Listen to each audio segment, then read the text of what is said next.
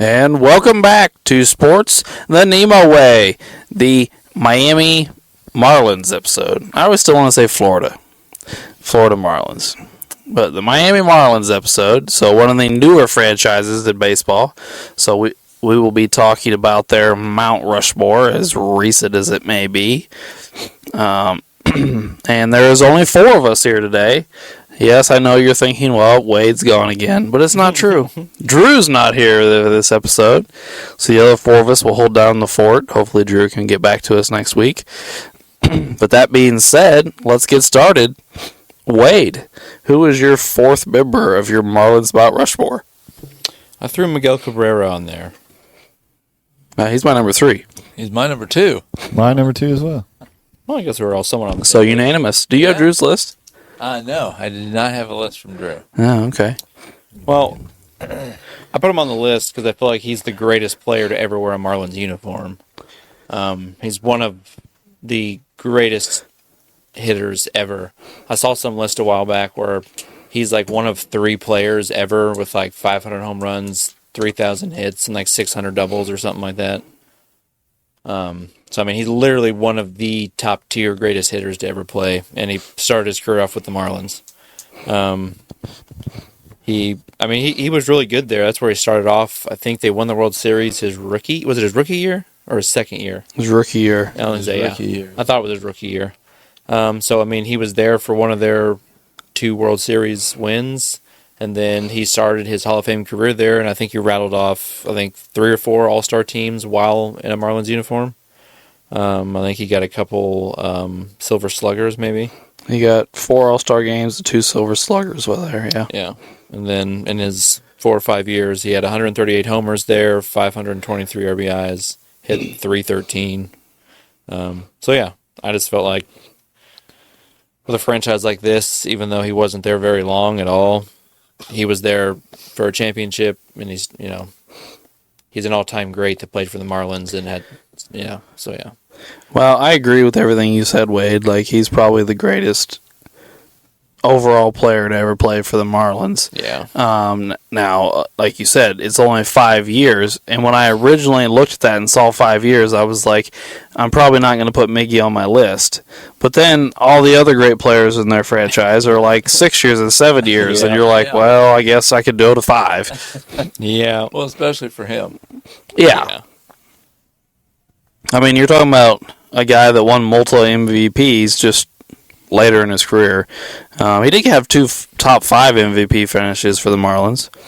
So I mean, there was 10, 12 years where he was like an automatic bat 300, 25 to 35 home runs, 100 and some RBIs. Or I think he got up in the 40s in home runs out in his prime. But yeah, he had back-to-back 44 home run seasons. Yeah, I mean, he won a Triple Crown in the modern baseball.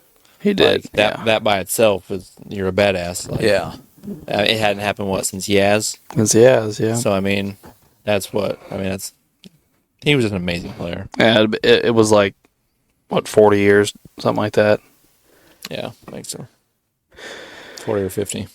Yeah, and he was unanimous, so I don't feel like we're gonna get a ton of pushback here. So, anybody else have anything to add on Mickey before we move on? No.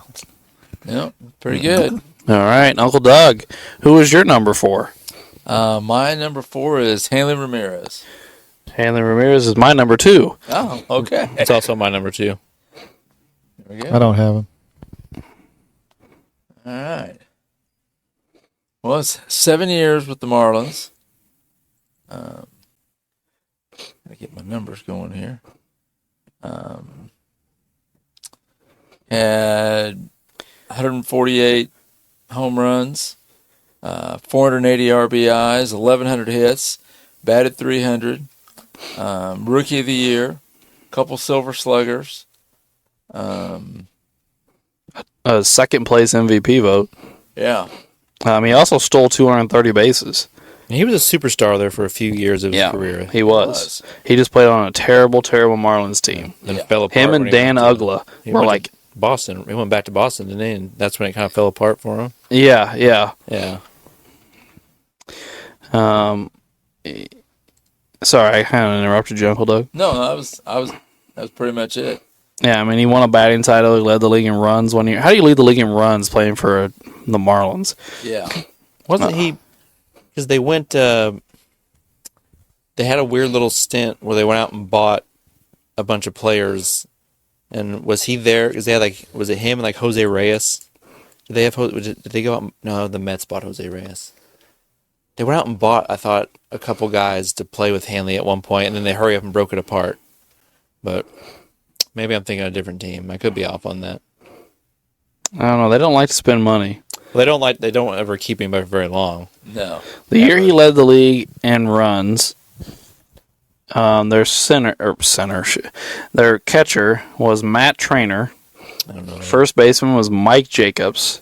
Dan Ugla was at second, and Hanley at short. Jorge Cantu was at third. Josh Willingham in left, Cody Ross in center, and Jeremy Hermida in right. Well, definitely wasn't that year. I might be thinking of the Mets instead of the Marlins around that time, to be completely honest with you. But I don't know. All right. His nickname is El Nino. Hand Ram or El Trace. He does have a 30-30 season while with the Marlins. So, yes, a very athletic shortstop who could hit home runs, steal bases, field his position, hit for average. Really, he was kind of a five-tool guy. Yeah. I mean, at least while he was with the Marlins. When he kind of started falling apart later on, was it because of injuries or just him just not being fully devoted to the game? He lost a position defensively. He couldn't field shortstop anymore. Mm-hmm. And he got big, and he couldn't field shortstop anymore. And they just couldn't find a place for him to play. Yeah. So it just... Yeah, okay. I get it. Just kind of faded out. Yeah. All right. Well, anybody else have anything to add on Hanley before we move on? Yeah. All right. Well, Ray, who was your number 4? I went with old bones Gary Sheffield. I thought about Gary. So did I. Gary was probably my number 5. He was very close to making my list. Same But with he me. was on some of the Mount Rushmores I looked at online. I mean, he's probably one of the guys that I actually, remember from the 90s and stuff. So I had to throw old Gary on there. And I do remember that World Series year that he played in for the Marlins. So I remember watching that World Series. So that's skewed in my decision to put Gary on the list here. Let's see. Let's go over some stats. 9-time All-Star, World Series title in 97, 5-time Silver Slugger, batting title, what player of the year it says, 509 home runs for his career, and 292 batting average. So, I mean... Now, he only played 6 years in Florida. But that was the longest stop of his career. He played everywhere. Yeah. Didn't he play for 8 teams or something? Here, I'll list them real fast. The Dodgers, Milwaukee, the Yankees, Atlanta, the Padres, Detroit, and finished with the Mets. And Florida, so that's 8, yeah. Yeah. That's crazy. And he's a 500 home run guy, right? Played for 8 teams. That's crazy. He's like the Moses Malone of baseball. Dang.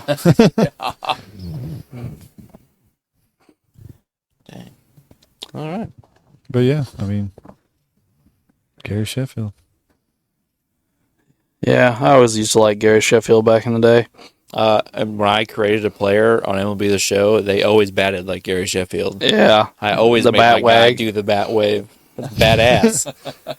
I do yeah, what you're saying. I do remember that. All my players did that. Hell, they still kind of do it. On my MLB The Show right now, I think my guy kind of has a similar one to it. Anyway. You don't need to talk about MLB The Show. Great game, though. Yeah, I liked what was it? 07, I believe. Yeah, I just got me a new Madden here recently. All right, well, anything else on Sheffield before we move on? No, not really. Yeah. All right, well, I still have a 4 left. All right. My number 4 is Luis Castillo.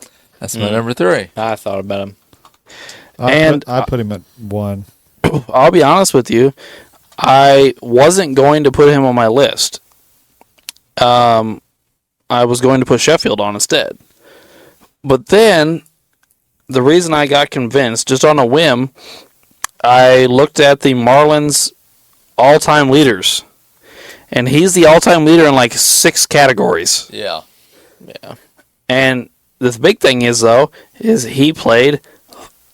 wow, I just totally... What the hell is going on here? Like 10 years or something. Oh, I've got the wrong player pulled up. That's why I'm screwed up. I'm like, what is this? The wrong Luis Castillo. I know. Indeed. There we go. You got the right guy pulled up. He played 10 years for the Marlins, Yeah. which gives him an upper hand and, longevity. But he's like the all-time leader in hits. He's the all-time leader in like stolen bases. He's the all-time. I can't remember all the stats, but he's the all-time leader in like 6 different categories. And he was like a very nice player for quite some time. He was very consistent for them. When he played in Florida, he had a .293 batting average. He did only hit 20 home runs in those 10 years. He was not a home run hitter. He had 270 RBIs. He stole 281 bases. He had 530 walks. He was a guy that would get on base, where he had a .370 on base percentage. And he played a very solid second base. He won a goal. He won 3 Gold Gloves while in Florida. Also had a 35-game hitting streak Yeah, while he played for the Marlins. made a couple All-Star. He made 3 All-Star games while there. Led the league in stolen bases twice. Yeah. So, although he's not a superstar or a Hall of Famer, I felt like he needed to be on the Marlins list. So do we all have him, or just? I didn't have him. Wait. Oh, okay. Let me correct that. Trace. So now we all have our 4s. Yeah. So who has a 3 left? I do. All right, Wade, who's your 3? Well, you were my... I thought you might be the only other person who might have this guy, but I don't think you have him now. But, and I found a funny stat that I forgot to bring up just for you, Alberta. What Marlins pitcher has the highest WAR? Josh Johnson. Remember him Yeah, I from do the early remember Josh 2000s? Johnson. Yeah. Josh Johnson spent 8 years there. During those 8 years, had an ERA of 3.1. Won 19 more games than he lost, as on the Marlins, who were terrible during part of that time. And made a couple All-Star games, won an ERA title, and only gave up 59 home runs in 8 years, which is pretty good, considering some pitchers give up 20, 30 home runs, pretty easily in 1 year. He gave up only 59 in 8 seasons. So, I thought that was pretty decent. Yeah, and I didn't realize he did all that, to be honest. So, yeah. Has the highest WAR of any Marlins pitcher ever. Has his ERA there was 3.1, which really surprised me. And yeah, won 19 more games than he lost as a Marlins pitcher. Made a couple All-Star games and got an ERA title. Well, I'll be honest with you. If you were going to ask me who's the greatest pitcher in Marlins history, I don't know that I would have come up with Johnson. I probably would have said guys like Josh Beckett and Kevin Brown. I'm forgetting somebody.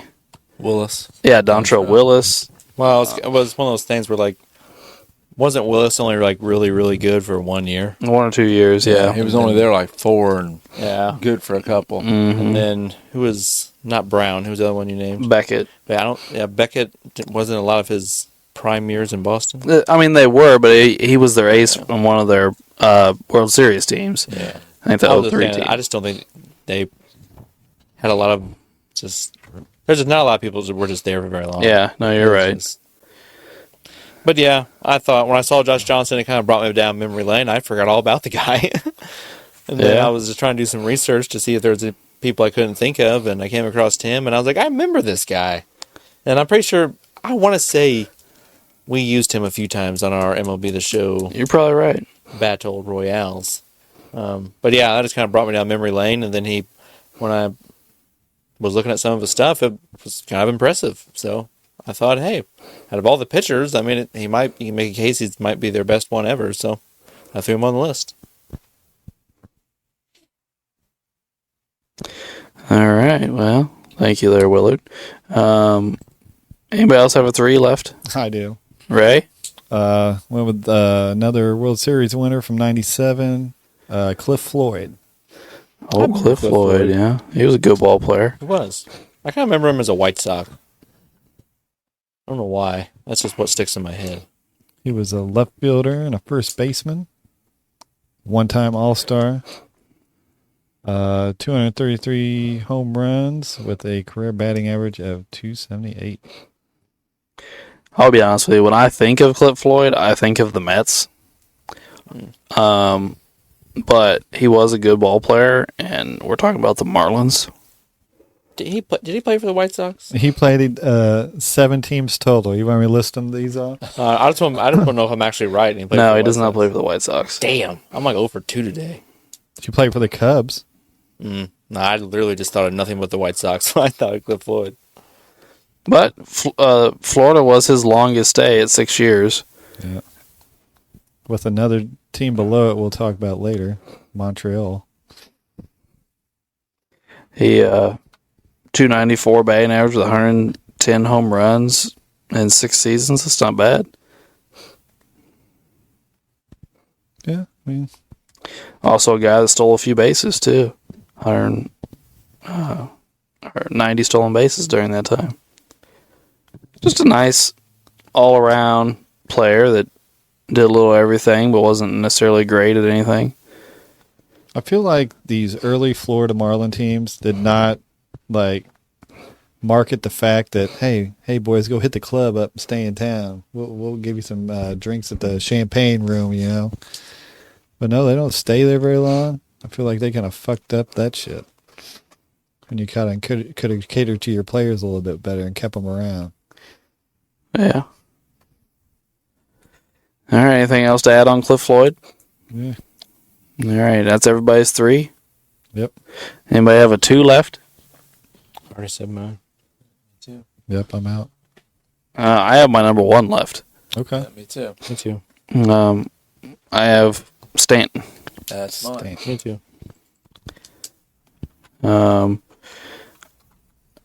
Originally, I was a little torn on who to put at 1. I just kind of went with him, mainly because he won an MVP there. Right, that's why I did it. He doesn't have a title like a lot of these other guys we talked about, but he did win an MVP while playing in Florida, and he played 8 years there, which is another thing that I thought was helpful. In 8 years, he hit 268 with 267 home runs. It's a lot of home runs for 8 years. He also had 672 RBIs. Unfortunately, he had 1,140 strikeouts. But yes, he was a. I'm having computer problems again. He also made 4 All-Star teams while in Miami. Also came in second one year in the MVP. Well, look at that one.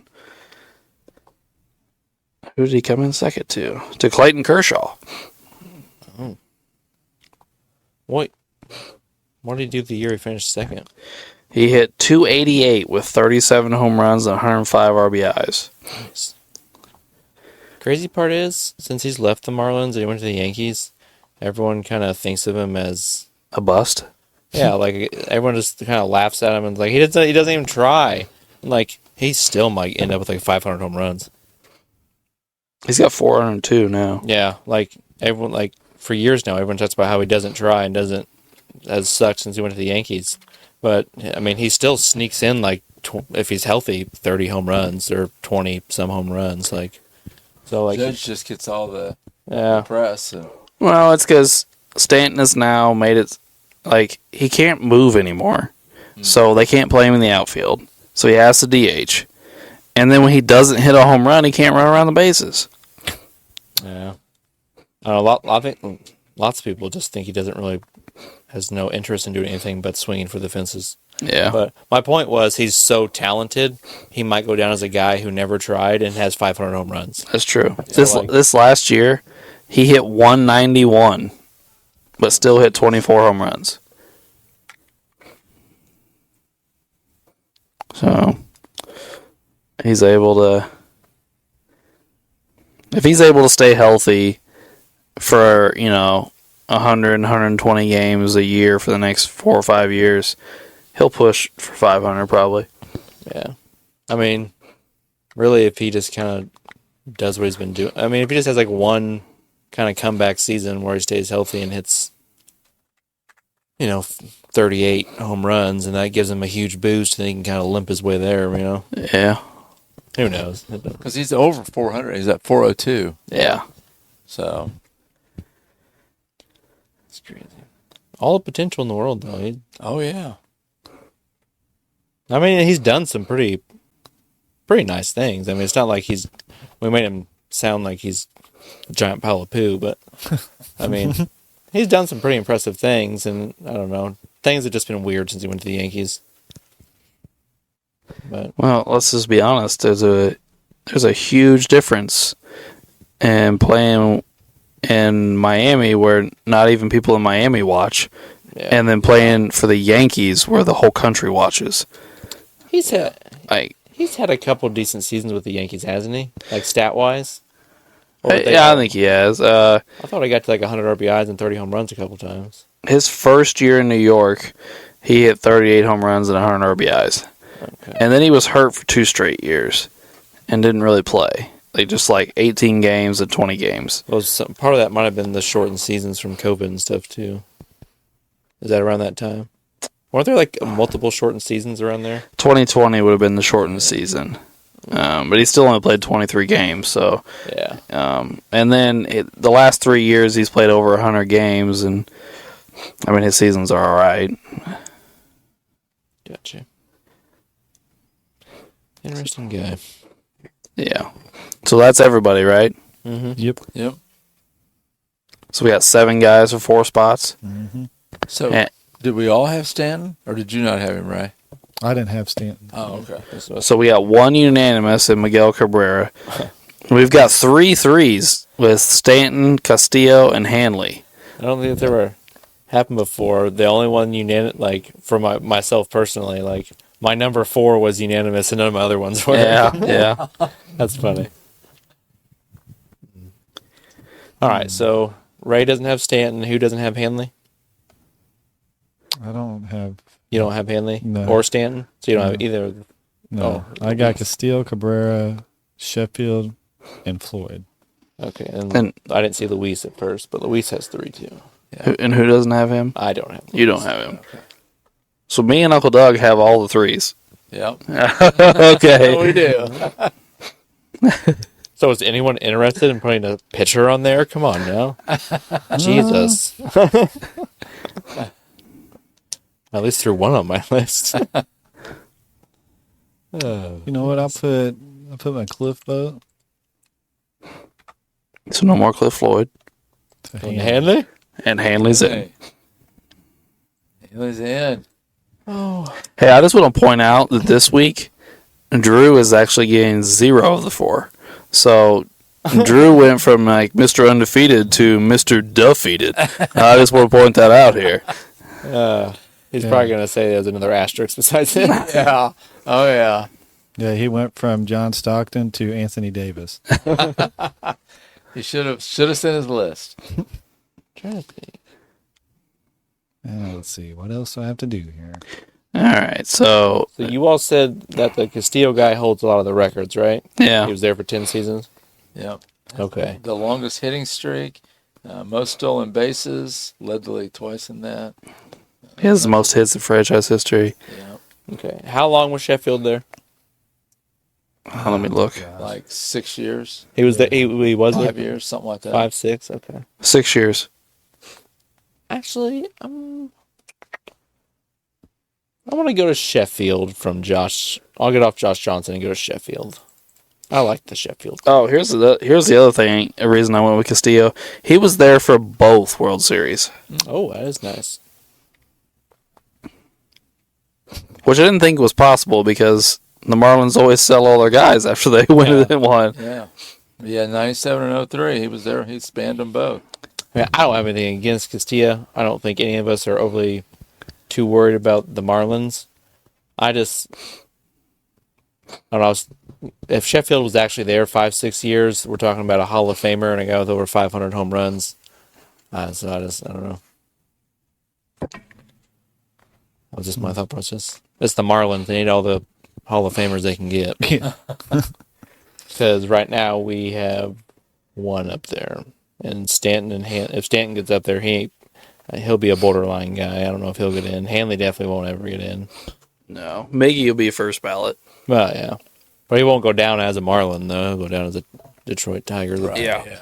Poor rascals don't. He's got like over a decade in Detroit, doesn't he? Oh, Yeah, he's got a long time in Detroit, yeah. I'd guess well over a decade. Ray, what are you thinking? I mean, I'm locked here, really. I don't want to leave my buddy over here that jumped ship to help me out. But we're really in a spot where we really have no room to argue.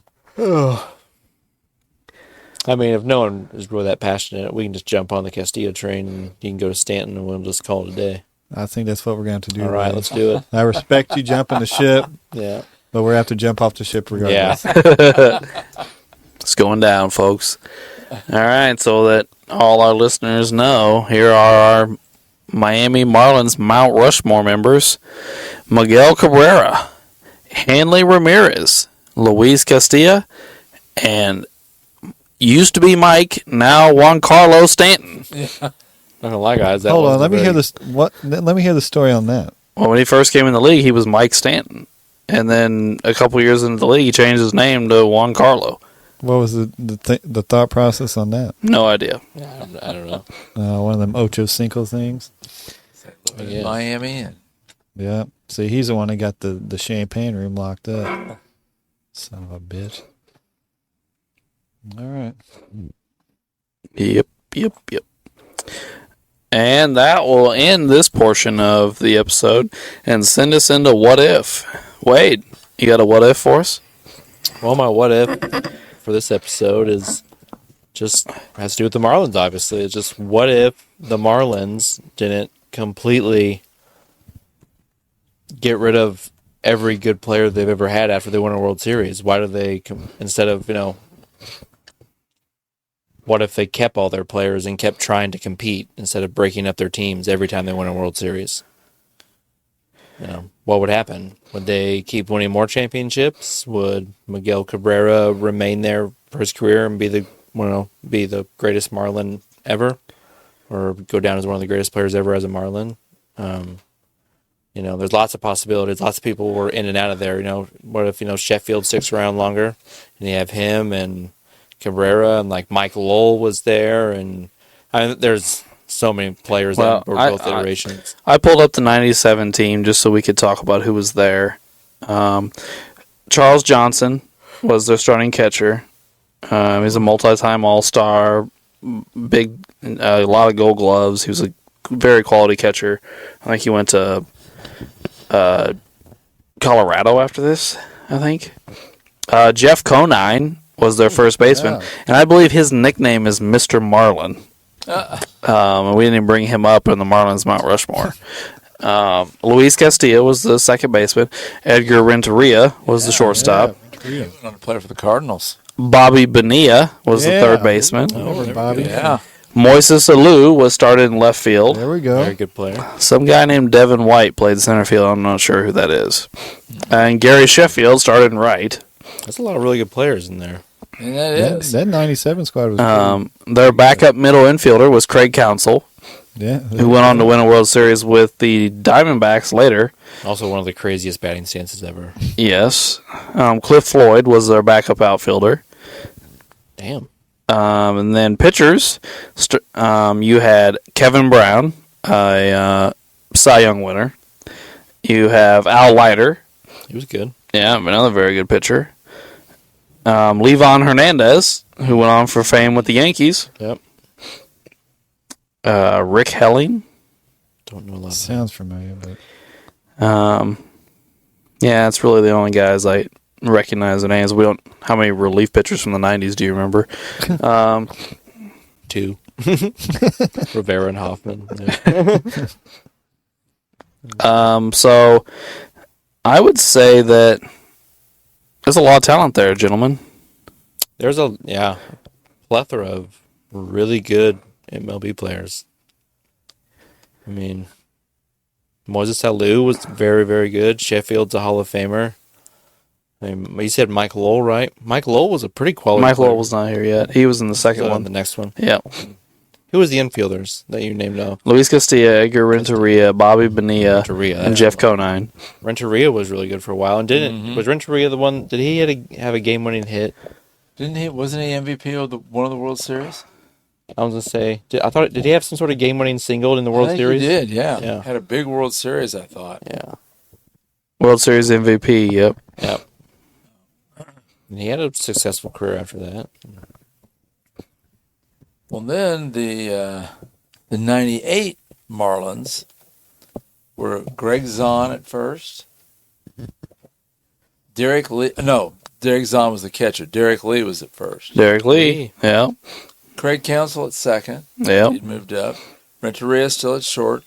Todd Zeal Yeah. okay. at third. Cliff Floyd in left field. Todd Dunwoody in center, and Mark Coetzee in right. So that's 1 year later. That's a big overhaul. Yeah. It is. That's a big change. And Renteria's gone after that next year. Yeah, so Dang. That's a So Luis Castillo after that is the only remaining member.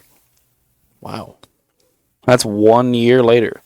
That's what I'm saying. Like they just got their team immediately after they won a World Series. They did not want to pay anybody. We've got to go to the next World Series team here. I think there's a lot of. Well, I mean, Miguel Cabrera by himself is. Yeah. All right, here we go. World Series champion Marlins the second time around. Catcher Pudge Rodriguez. Oh, Okay. there we go. Oh, The number we had at number 1 in our top 3 catchers, didn't we? yeah. Oh, shit, I just messed up my computer. Oh. Technical difficulty. All right. And then Derek Lee at first. Luis Castillo at second. Alex Gonzalez at short. Mike Lowell at third. Todd Hollinsworth in left. Juan Pierre in center. Oh, he was good. That's a guy that stole like 80 bases a year. He was one of the best leadoff men in baseball for a while. Yeah. And Juan Encarnacion Oh, okay. in right. Utility bench player was Miguel Cabrera. It's insane. Yep. And Jeff Conine was still there also on the bench. And then their a rotation was Josh Beckett, Brad Penny, Carl Pavano, Mark Redmond, and Dontrell Willis. It's nuts. And Becca was That only good infield for like a was year, wasn't he? nuts. And AJ Burnett. Sorry, I forgot about AJ AJ Burnett Burnett. is a quality guy for a while. Too. AJ Burnett, Josh Beckett, Carl Pavano, and Brad Penny all went to other teams that had really successful careers. Yeah. Yeah, that's. Did they have a? Who was their closer and stuff back then? Ugeth Urbina. Not ringing a bell for me. Do they have any big names in the bullpen? I don't see anybody I recognize other than Urbina. But that infield was nasty. Pudge Rodriguez and Lowell, and you said Castillo was still there for that one, Yeah. and Derek Lee. Derek Lee. Yeah, that was the other big one. Lowell and Lee on the corners is nice. They both hit 30 home runs that year. Yeah, and then Pudge Rodriguez, we voted as the greatest catcher of all time in the past section. But that's his only year there. Yeah. It's good enough Like- for the Marlins. Is that before or after Texas? This is before, I believe. Before Let me click on to make sure. Before Texas? So he just went there. One No, that's not true. He It's was at after Texas. Texas. It's after Yeah. Texas. Before, and he goes to Detroit from there. Sorry. Yeah, that's. And then they just dismantle everybody shortly after all these World Series and these great players. Like it's nuts. Hey, you can't sell jerseys if they keep the same people around. Well, they trade Dontrell Willis and Miguel Cabrera in the same trade to the Tigers. Well, they trade Lowell and Beckett both in the same trade to the Red Sox. Yeah. Well, it shouldn't be too much longer when Derek Lee goes to the Cubs. He was on the Cubs for a while, wasn't Right. All right, so here's the very next season after the World Series in 2003. Yeah. Starting catcher, Mike Redmond. First base, Hesop Choi. Second base, still Castillo. Yeah. Shortstop, still Gonzalez. Third base is still Mike Lowell. Then you have Jeff Conine, who hasn't started in years. His back starting. Juan Pierre and Miguel Cabrera. he? Yeah. There's a decent amount of change there, though. There is, after a World Series win. Yeah. And then I bet after that, they're mostly gone. Probably. Well, I know. Okay, so here's the next season. They get this shit. Starting catcher, Paul LaDuca. So that's 3 catchers in 3 years. Starting first baseman, Carlos Delgado. Ooh. 3 first basemen in 3 years. Staple, Luis Castillo. Alex Gonzalez, Mike Lowell. But Cabrera's moved across the outfield.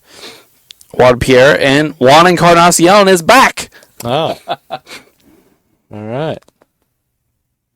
And Jeff Conine is back on the bench. Well, the crazy part is, if I have the timeline right in my head, they get, what year is this?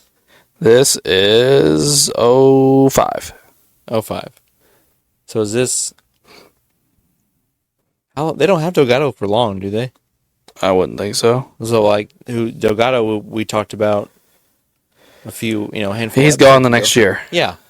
Delgado was an elite player.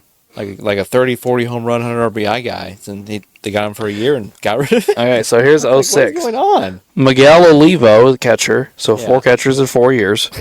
Mike Jacobs at first base. 4 first basemen in 4 years. Oh my God. Now at second base is Dan Ugla. So we got a new second baseman. Castilla's gone, huh? At shortstop is Hanley Ramirez. We have a new shortstop. Miguel Cabrera is now out of the outfield and at third base. So Lowell's gone. Lowell's gone. So Yeah. Mike Lowell's gone. Yeah. Josh Willingham is now in left field. Reggie Abercrombie is in center. So no And one- Jeremy Hermeda is in right. So, So if Lowell's gone, that means Josh Beckett's gone too off the pitching staff. yep.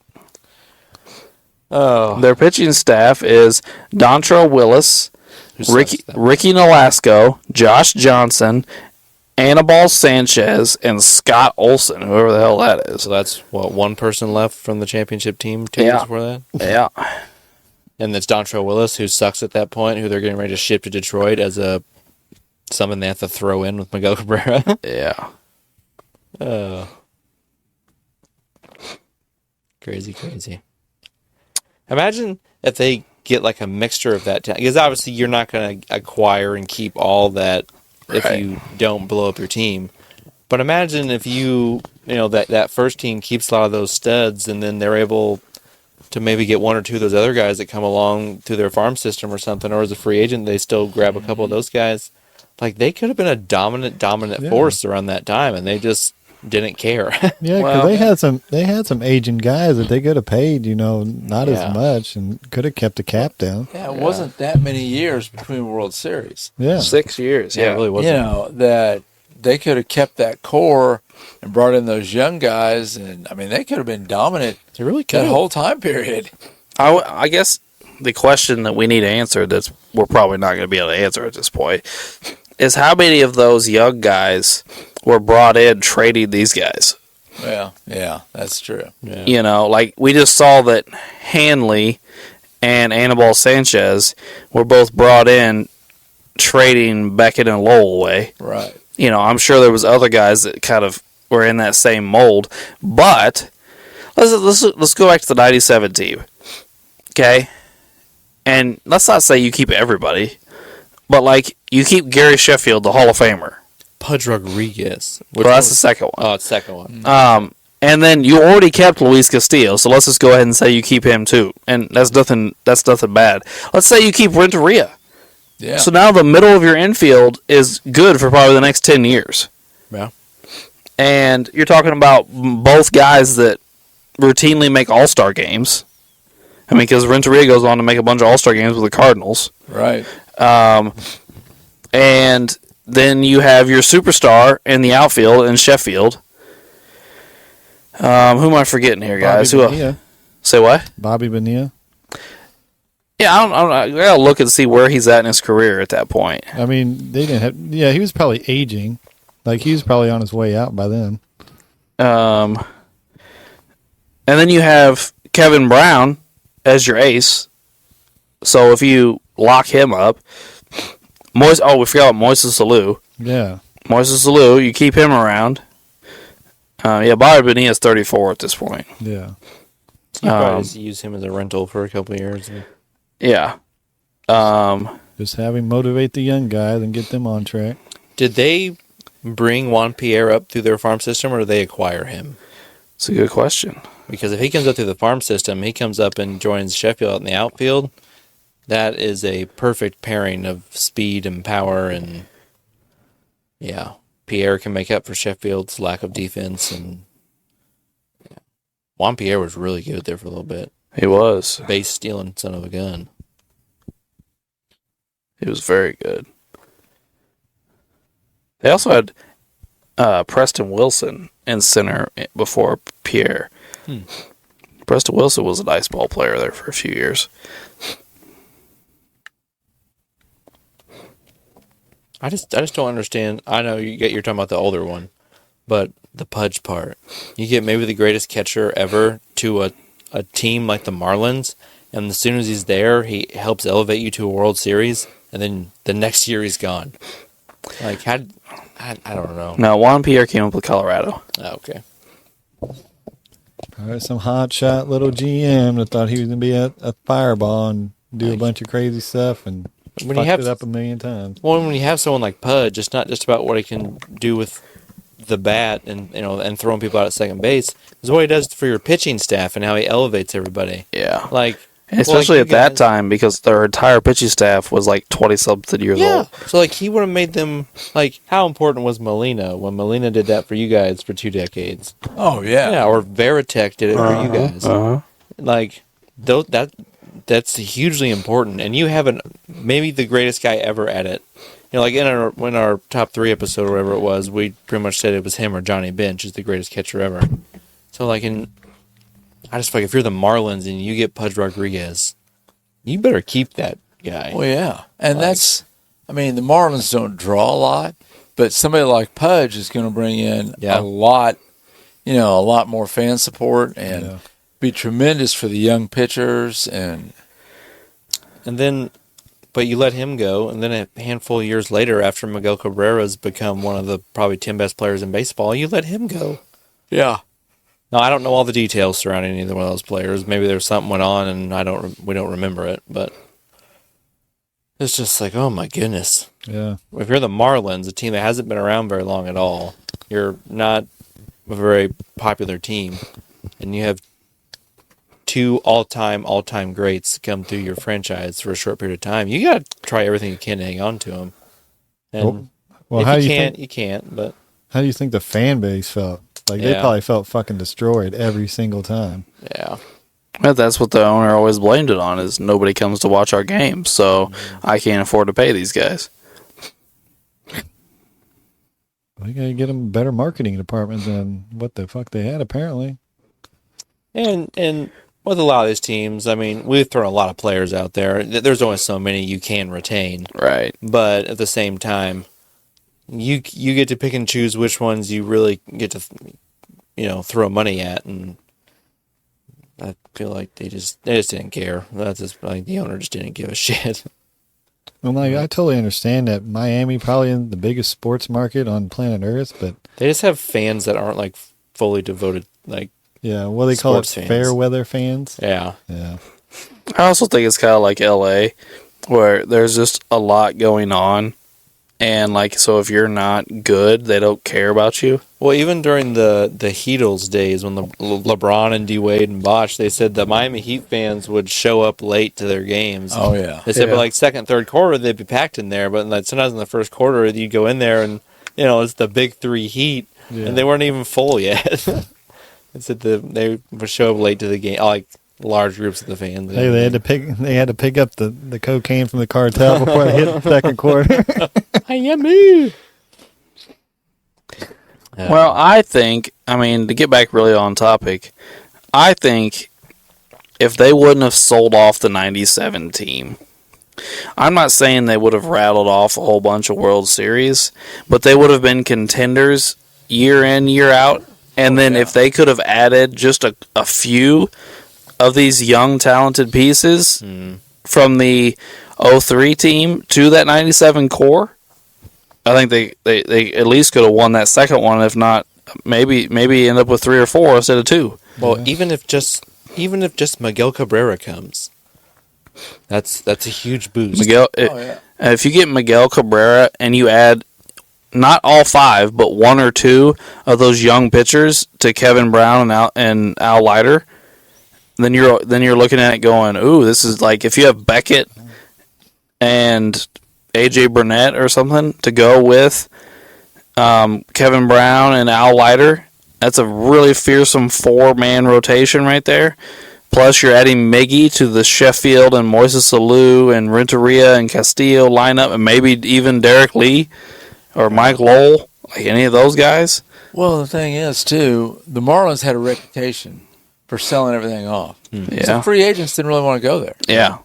Because they weren't sure. I mean, yeah, they've got a good team this year, but they may sell everybody, and then I'm the only one left. Right. But if they're keeping people and they're winning, they've got Cabrera, they've got this other stuff, they may pull in some other big-time people. Definitely. I mean, talent wants to play with talent. Yeah. Like, that's usually how it Well, at goes. least you want some stability. Yeah. You want to know that, if you go to play with these guys, they're going to be there for a few years. Marlins, you could never count on that. It was the same thing like with the Knicks and basketball there for a while when Dolan was, there. Like people, they missed out on countless free agents for I don't know how many years just because the stability wasn't there with the people up top. Yep. So, who was the World Series in between the Marlins stints?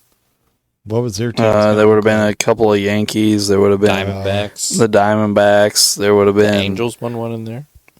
Didn't they? They beat Bonds in the World Series, didn't they? Well, the Angels won one, but I'm trying to think of what year it was. Oh, I don't remember what year. Well, it was during one of the years Bonds was going off because they beat him in the World. Because it was like him and Jeff Kent were on the Giants. Oh yeah. Jeff Kent won an MVP with the San Francisco too. The monster. And how sick were the Yankees teams? Well, those late 90s Yankees teams were really good. But the Marlins beat them once. In 97, actually in 2003, they beat them too. Oh, okay. Say, Yankees won it in 98, 99, 2000. D-backs got it in 01. Angels in 02. And then the Marlins again in 03. Okay. So maybe they could have ran through the Yankees if they would have stayed in pack. Maybe. Well, it sounds like the years they won, they did run through the Yankees. Yeah. Well, I lied. In 97, they beat the Indians. But in 2003, they did beat the Yankees. Okay. Well, I mean, 03, though, I mean, that's prime Jeter, prime Rivera, like, still probably prime Pettit. Still like prime Jorge Posada, Bernie Williams. Like, there's still some really, really good Yankee players there. Unless they're just older than I think. But Actually, would Clemens have been there at that time? maybe. Oh yeah. Good old Raj. He might have been. Pettit definitely would have been. Yeah. Well, was Mussina there yet? Yeah. Mussina might have been there. I mean, so yeah. Unless we're just way off with all this, the Yankees were still stacked. Oh, yeah. And that was old Raj's final days in his juicing years, huh? Whose? Roger. Oh, yeah. Well, he ended up he won a Cy Young after the Yankees when he was like 43 years old with the Astros. Yeah, it was like a 1.43 ERA or some shit. Only won like 12 games or something like that. Well, he really wasn't trying to hide that, was he? No, he was still throwing like what? He was still throwing like 99 or something like that. He was still throwing hard. His big thing then was his splitter, though. He just buried that splitter in the dirt. Guys would swing over it. It was him and Pettit and Oswald, all three, for the Astros at that time. All right. Well, I think our consensus here is that the Marlins might have been a dynasty. And at the very least, they would have been a year in, year out contender. Yeah. I mean, let's be honest. They won 2 on accident. Yeah. They probably could have won 3 or 4 if they just would have tried. Yeah. Yeah, I mean, I think that's a distinct possibility, and we can't read everything into it. Obviously, we don't know where injuries would have lied in, or anything like that. But I think it's a distinct possibility they could have gotten 3, if not 4. Yeah. I mean, we'd be talking about them as one of the, or maybe the best franchise of the 2000s. Most definitely. They went 3 or 4. Yeah. I mean, yeah. I mean, the Red Sox have 4, and the Giants have 3. Yeah. I mean, they're right. They'd be right there. Yep. And like Uncle Doug said, who knows? Maybe they become a destination because of that. Well, if the Marlins are super dominant throughout that time and around that time period, did they fuck up your 04 championship? Maybe, yeah. Yeah. I mean, or whoever else won around that time, too. Miami's a nice city. It is. And, I think the tax climate in Florida is pretty favorable. And no state tax. So I think it definitely could be a free agent destination. And plenty of pretty ladies down there. Yeah. Yeah. Well, everyone wants to hang out in Miami. Yeah. So it's a party town. The weather. Yeah. Well, do we have anything else, Alberta, to hit on? I don't think so. All right. Well, we appreciate you tuning in for this Miami Marlins episode. We would appreciate you tuning in next week for the Philadelphia Phillies. Yeah, one of the more longer running franchises now after we did a short one with some definite Hall of Famers. And we would appreciate it if you would, like, subscribe, comment, and email at Sports the NEMO Way at gmail.com. And we appreciate you tuning in to Sports the NEMO Way.